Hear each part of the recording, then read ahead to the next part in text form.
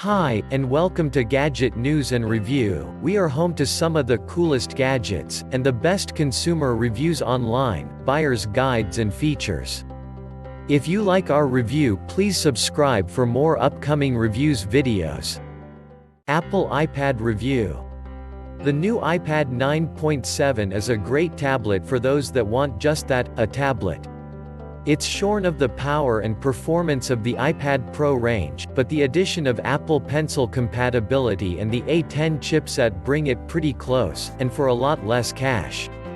It irks that you need to buy the Pencil separately to unlock a key feature, and design-wise we're seeing something pretty old school here, but for the price it's hard to criticize too much, and this is still one of the best tablets on the market. The new iPad 9.7 for 2019 is designed to achieve one thing: deliver the best of Apple's tablet efforts at a more affordable price. Note that we say more affordable, rather than cheap, because the cost is still higher than many other tablets out there, but the new upgrades bring a lot to the iPad, bridging the gap between a standard slate and the more impressive iPad Pro range. The Apple Pencil, it's tough to work out whether it's a genuinely innovative tool or not. We've been using it for a few years now, and have found that it's great for some things, but useless for others. Also, let's not forget that it costs $99, which means you need to pay around 33% of the price of the new iPad, on top of the cost of the Slate itself, in order to access the key new feature. It's cheaper for those in education, and there is the Logitech Crayon available in the US for half the price and less functionality, but it's worth bearing in mind when buying the new iPad. If you're looking for something to replace a notepad, we wouldn't recommend the new iPad, or any iPad for that matter, as it's really difficult to write legibly on them, thanks to the way the tip of the pencil glides across the surface. Apple could make the glass more matte and ridged to help, but that would make the display harder to see, so it's not an easily solved conundrum. The Notepad app is fine, and allows you to write and sketch, and now the iWork suite from Apple is collaborative, and you can mark up documents on it. It took Apple far too long to enable this feature, with Microsoft inexplicably adding in markup functionality first to its iPad apps.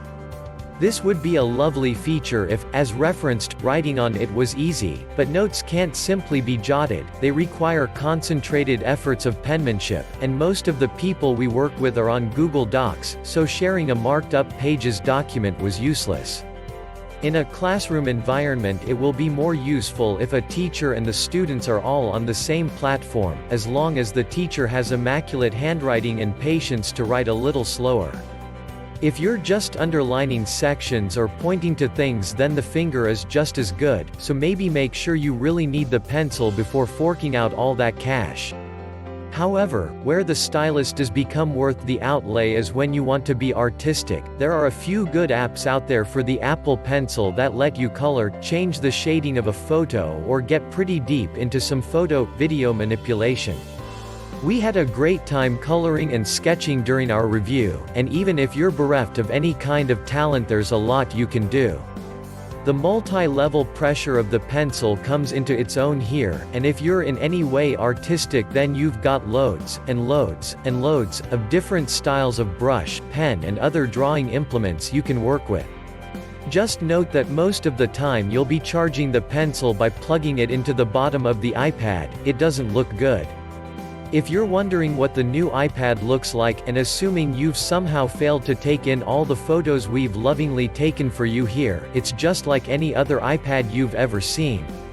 The metal back, the well-machined buttons, the home button at the base of the tablet with Touch ID integration, all there, present and correct.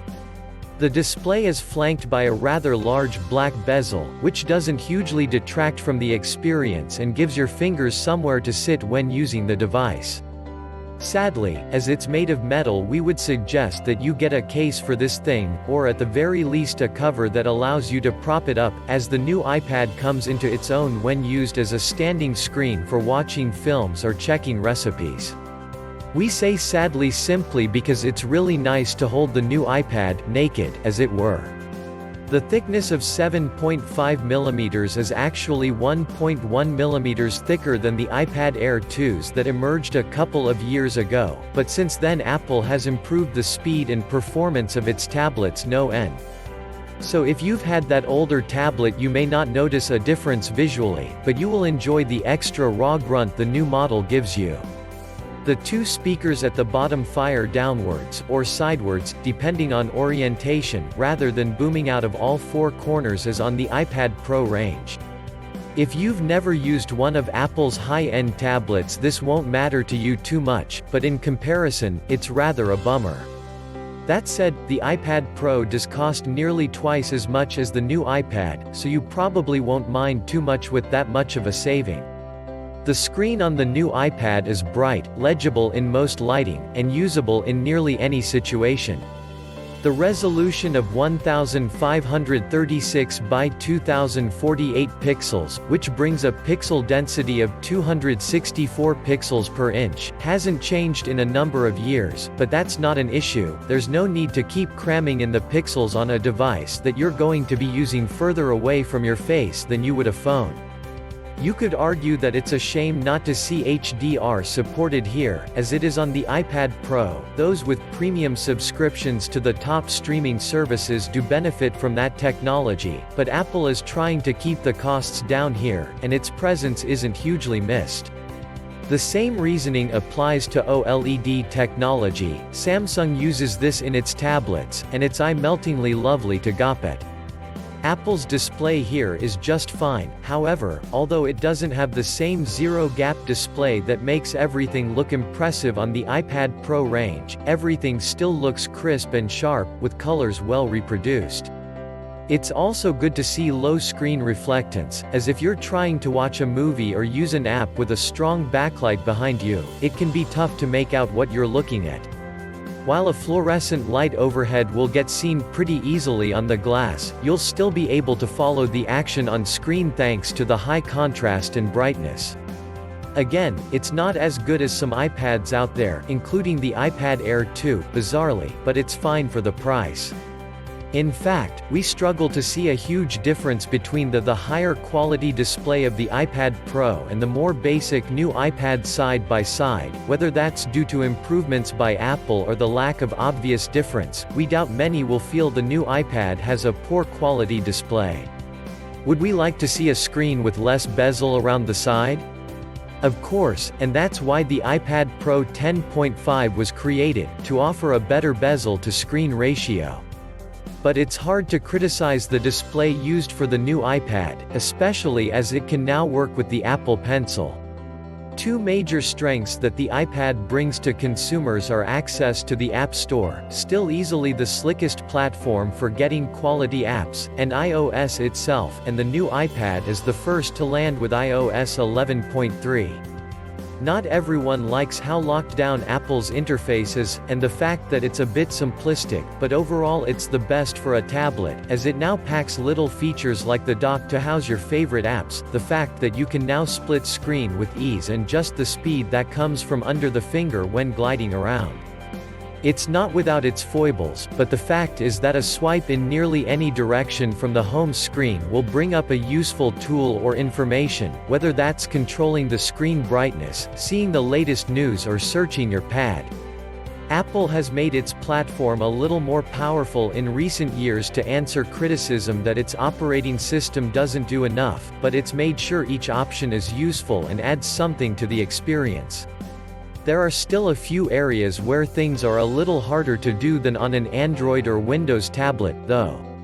For instance, the Files app, in itself a recent addition, lets you search certain parts of the iPad and cloud drives, but doesn't let you root around too hard. That irks some users of the other platforms, who dismiss the iPad as a child's toy, but Apple has been smart in not allowing users to go in and tinker with the key files that could mess up the performance of the new iPad, instead letting them download specific apps to satisfy their needs and open up said files when needed in the right environment. Thanks to the mix of the speedy chipset and decent amount of RAM, we didn't notice much in the way of slowdown with the new iPad, although when trying to manipulate some photos we saw a little lag, and a crash at one point. We've seen this sort of thing before, and it usually gets fixed with newer versions of the apps or software, but it's worth keeping an eye on your work when you're aware this tablet is under heavier loads. We've not had an issue with battery life on a tablet for a number of years, simply because they're not something you use as much as a phone, and therefore you can easily go 3 to 4 days between charges. In our general testing, we found that the new iPad lasted just as well as the iPad Pro 10.5, which you'd imagine would do better due to the more powerful, but also more efficient, components inside. For instance, running the Geekbench 4 battery rundown test on the iPad Pro 10.5 and the new iPad yielded an almost identical score, 2620 for the new iPad, compared to 2690 for the more powerful tablet. The battery was toast in around 4.5 hours for each tablet, and that's running at full power, bright screen, heavy lifting going on under the hood and so on. We also ran our 90-minute video test on the new iPad, where a full HD video is looped at max brightness and we see how much battery is lost from a full charge. The new iPad dropped to 77%, a loss of 23%, which is comparable to previous Apple tablets such as the iPad Pro 9.7, but not as impressive as the iPad Pro 10.5, which only lost 18% in the same test.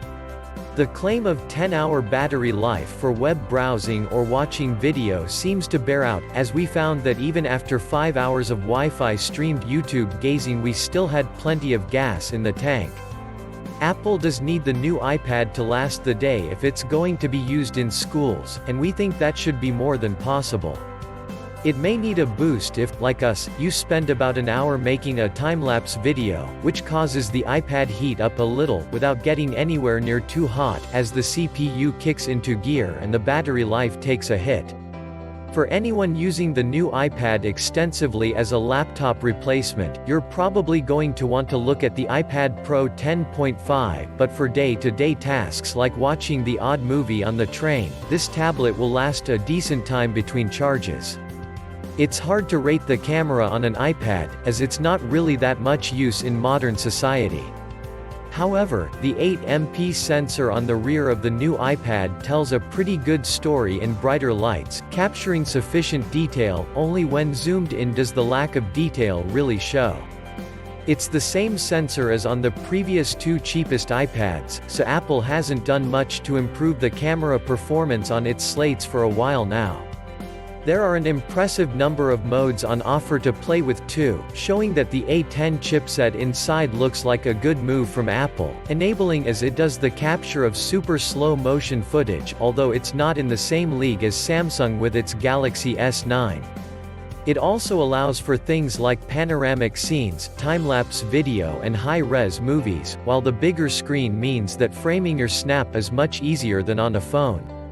The time-lapse mode is pretty good, allowing businesses and fans to create small movies that explain everything visually, from a sunrise to the amount of cars flowing past a window, because your ex left and you just can't bring yourself to count those blasted cars manually and why did she leave me?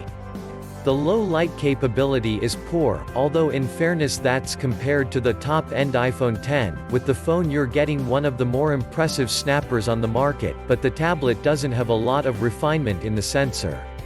However, for our purposes, or for shooting a video and taking pictures for school, the sensor on the back of the new iPad is just fine. It's hard to decide how to score this tablet, simply because Apple hasn't done much to last year's design. The package is largely, depending on which country you're in, the same price as 2018's iPad, and the only upgrades are Apple Pencil support and the faster A10 Fusion chipset at the core. The rest of the features, like the slick operating system or colorful screen, won't impress instantly because they've been seen multiple times before on an iPad, but they're still a crucial part of the Apple tablet experience that appeals to so many. If you're not bothered about Apple Pencil support and more power, you could get an older iPad, but those stocks are selling out now, and you'll not be saving a huge amount anyway by the looks of things. We do like the Apple Pencil support on this device, as it turns your iPad into a rather nice sketchbook. We just wish the pencil came free with the iPad, as that would be a massive reason to go for this cheaper device. Right now, you need to spend a lot more to just unlock one of its key features. Apple knows its tablets aren't going to become laggy and unusable soon, and as such it needs to create a tablet that anyone using an iPad Air or older will instantly want to try it out. Those tablet owners will love the new iPad for the improved screen and the extra power under the hood, and, if they're willing to dig out the cash for the Apple Pencil, as a great digital sketchbook, they want to get a bit more creative here and there.